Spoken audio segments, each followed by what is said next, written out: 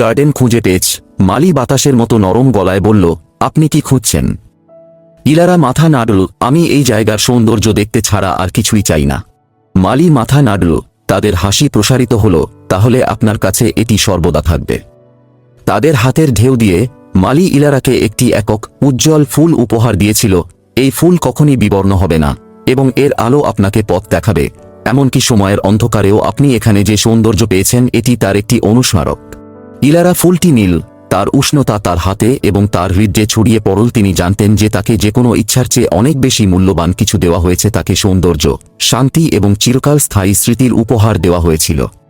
একটি চূড়ান্ত হাসি দিয়ে মালি চাঁদের আলোতে বিবর্ণ হয়ে গেল এবং ইলারা জানত যে এটি চলে যাওয়ার সময় সে বনের মধ্য দিয়ে ফিরে গেল। প্রদীপ্ত ফুল তার পথ আলো করে এবং যদিও তিনি মুনলিট গার্ডেনটি পিছনে রেখেছিলেন, তবুও তিনি তার সৌন্দর্য তার হৃদয়ে তার বাকি দিনগুলিতে বহন করেছিলেন।